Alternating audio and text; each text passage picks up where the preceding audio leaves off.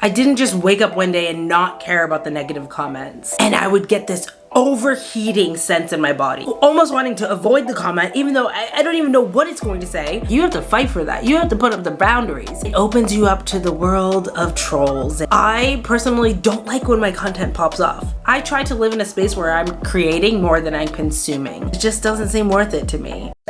Let's be honest, putting yourself out there online can be terrifying. The fear of judgment and negative comments can make you second guess everything you post. But what if I told you that the fear of judgment is actually holding you back from your true potential? Listen, I'm sure you already know this.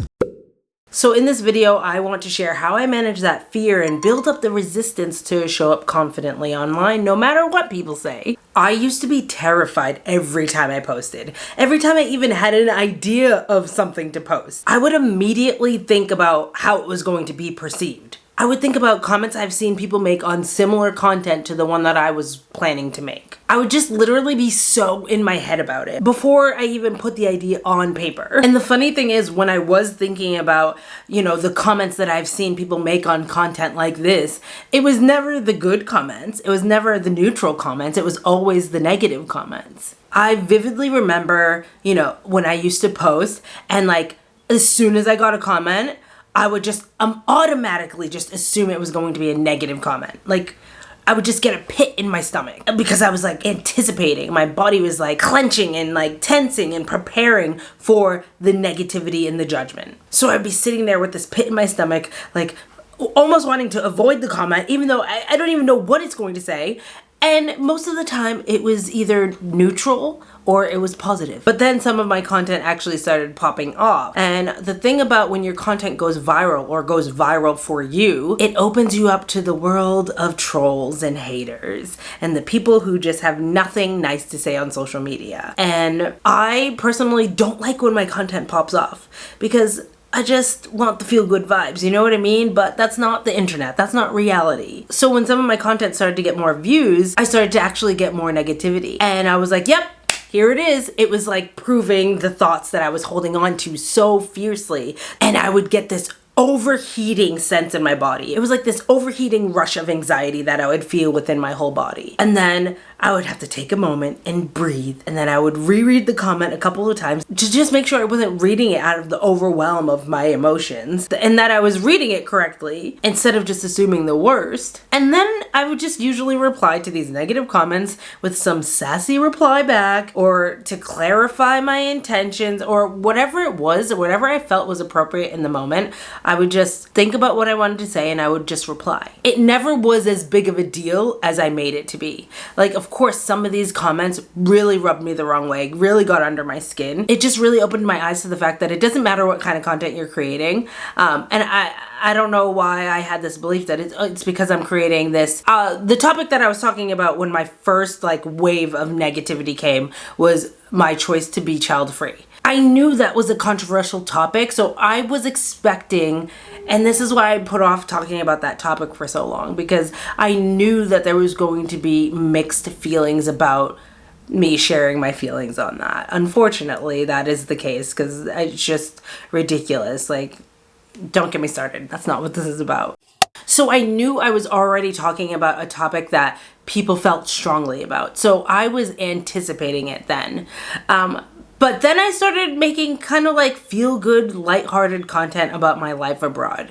And I would just share the grocery store prices, or I would just share a day down at the beach. And some of those would pop off. And it made me realize that the topic didn't actually matter. It made me realize that there's people out there that only view the world through a negative lens. And they will project that onto others. And it's I knew that, but I didn't really see that in action until I saw people getting mad over a dog video, someone giving their dog a bath, or just something so innocent, and it's the creator is not having any ill intentions when making this video, yet you're still choosing to choose negativity and judgment and all these other things. And I just was Yep, it's just how some people are. It's just like being on the internet. And I really had to like relearn that lesson that I thought I knew. Now when I get a negative comment, I reply if I want to. But usually I don't have much to say and I don't want to waste my energy on it anymore. I think like when it first starts happening and you're first getting like views and all that, you're like, oh, I'm gonna have fun with these trolls. But then it just kind of gets old really quick because you're like, I'm wasting my time on their negativity, and why am I going to give energy to that? You know, anything that we give energy to, we give power to. So I just was like, this is not worth my time when I could be putting good vibes out there and, you know, sharing that with people. I can just laugh it off a lot more versus how I felt in the beginning. Don't get me wrong, a lot of them still will rub me the wrong way or just like leave a bad taste in my mouth. All of that and bring up negative feelings, but I can move past it a lot quicker. But I don't feel like I have such a physical response to it like I did in the beginning. Like it really felt like I was about to break out in hives. I know that might sound really like excessive or over dramatic to some people, but I was literally having a physical response, a pit in my stomach. My whole body was heating. Like it was not good. It was not good. And I was just like, over a comment from a stranger on the internet that I really don't care about their opinion. You know, so like that baffled and almost humbled me. Like I thought I was this person, like, I don't care what people think of me. And like, obviously there's levels to this because this rubbed me the wrong way. And I don't know if it was just because it was something new. You know what I mean? I wasn't used to having someone come into my space, you know, like it's like someone walking into your house and be like, whatever, insert negative comment here, you know what I mean? Like they were coming into my little space on the internet and just judging me off of a 10-second clip, you know what I mean? And so that was something I had to like, I guess, get used to because I made the choice to put myself out there on the internet. This is what comes with it. So I had to get used to it. So what changed? How did I go from like having that huge reaction and that pit in my stomach and that physical feeling every time I got a comment, not even knowing if it was good or bad, every time I got a comment, to being able to brush it off, laugh it off, and not have all those physical feelings attached to negative comments on the internet. I kept showing up despite the comments, despite the fear and anxiety that I was feeling. I kept showing up. I kept talking about the things that I felt called to talk about and the things that excited me to talk about. And I embraced the mindset of, you're not for everyone. And I really had to like sit with that. Like I always thought I'm okay. I'm not for everyone. I'm okay with that. But going through that really challenged my views on how I actually feel about that. And I've done a whole video on like, you're not for everyone. So if you feel like you are struggling with that, definitely go check that one out. And I might do another one to that because I feel like that one was more like the benefits of like embracing that. So embracing that mindset, like really embracing and embodying that and moving forward despite the negative comments. And that was an active choice. When you get a negative comment, you are presented with a choice. And that choice is to let it stop you from posting or to continue posting despite the negativity. And I made the choice to continue posting.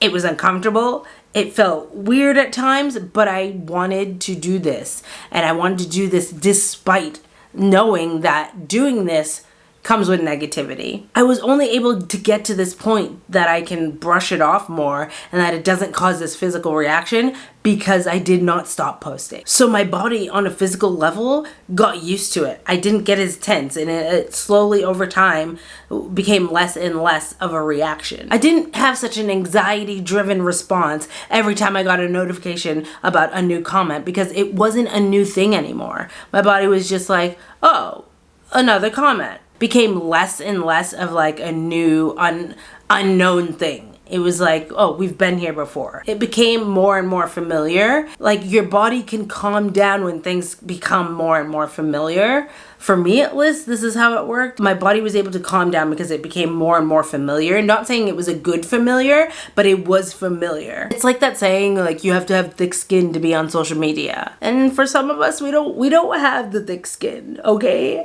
But we gotta grow it, or grow it a little thicker than it already was, okay? And that's okay too, okay? That's okay. You can grow that thick, dry skin. That's so gross. You can You can grow that thick skin with time and experience. And that's okay too. That's not a problem. But if you're letting fear hold you back in the first place, then congratulations. You've stopped it. You've stopped it from even happening because you are not posting. You can't get a negative comment if you're not posting. You know that meme? But you also won't be doing the thing that you feel called to do, that you've been saying you want to do. And to me, that's way worse than anyone's negative comment could ever be. Like looking back at my life with regret of what I could have done if I didn't listen to fear. Like, ooh, that stings. That stings to think about. No, we're not doing that here. We're not doing that here. I'm sorry. We're not. I'd rather live with the fear, okay, than live with the regret. No. So I decided I'm going to post anyway, despite the fear. And I'm going to keep posting because at the end of the day, I had to remind myself that, Jamie, you're not posting for their approval. So you post anyway because whether or not they like it or not is not relevant to us posting and putting our message out there and the things we feel called to do and create. Like that's irrelevant to like Bob over in another country that's not even anywhere near you that doesn't like Americans. Like, okay, get in line, Bob, from the other country that doesn't like Americans. I am feeling called to create the content that I share. I believe in what I'm saying. I believe that it will land with the right people, and I had to make good with that within myself. But it took time and it didn't just come naturally. I didn't just wake up one day and not care about the negative comments. It's like a muscle. It's like going to the gym. You have to build it over time with consistency of showing up and putting in the work. And each day that you show up and you handle it, you are proving to yourself and showing your mind and body and all of those things that you are capable of handling this. And it does get easier in some ways. That's not to say that getting negative comments is enjoyable for me. It's not. It's never nice getting negativity. But I do believe that you get better at processing it on some level. And that can only happen if you continue to show up. That can only happen if you learn from the experience of getting negative comments. Even if that includes creating amazing boundaries and blocking people. You know what I mean? Like, you get to choose how you navigate your experience on social media. And I am such a firm believer in this. Like, so many people are just like, oh, social media can be so negative. Who are you following? Who are you exposing yourself to that's making you feel so negative when you show up to your feeds? Because my feed is filled with people that make me feel good and uplift me, and like I can feel inspired, or I'm just, enjoy watching them live their life. You know what I mean? Like, so I don't know when people are just like, oh, it's so negative and this and that. I'm like, clean up your feed, bro. Come on now. Don't act so helpless in this, okay? I know to a point, like, we can only filter so much, but let's not pretend that we don't have a level of control as to like the boundaries we create on social media. Let's not pretend that, okay? And maybe that's a sign that you're spending too much time on social media. And like, I know I'm making this with an angle of people who are creating content for social media, but this is why I use block apps, because I limit my time on social media, and that's me as a content creator. I try to live in a space where I'm creating more than I'm consuming, because I know how it impacts me when I'm consuming too much, and when I'm consuming too much of the things that just don't fill my cup and they don't really make me feel the best. Like, I know myself, and you have to get to know yourself, and you have to be the one to create the boundaries for yourself, for your well-being, for your growth, and for the progress of all the things that you want for yourself. Like, you have to fight for that. You have to put up the boundaries. You have to know what is actually serving you. I can't tell you what that is. Only you know that. At the end of the day, fear is a part of life and it will always be there, but it's up to us to decide if we want to let it live in the driver's seat, or if we're going to choose to kick it to the back seat, know that it's going to be there for the journey, but it's not the one calling the shots anymore. Those days are done. It's not easy, but a lot of times it just comes down to a choice that you're going to continue showing up despite. and you're going to learn how to process that and learn how to have your own back in that and learn how to really trust that, you know, it will land with the right people. Even if the wrong people will show up, they can come and go, but the right people that need to hear your message and they need to hear it from you, they are out there waiting for you. And holding yourself back because there are people in the world that are always going to choose negativity, I don't know, it just doesn't seem worth it to me. And so I refuse to let that be the thing that stops me from pursuing the things that make me happy. So if you needed the reminder, don't forget to show up for you. Show up for you, friend. I am rooting for you and I'm sending you so much love. I would love to know if this helped or hear something that you're trying to overcome right now, so let me know in the comments below. Thank you so much for watching. Consider subscribing, and I hope to see you tuning into another video soon. Bye!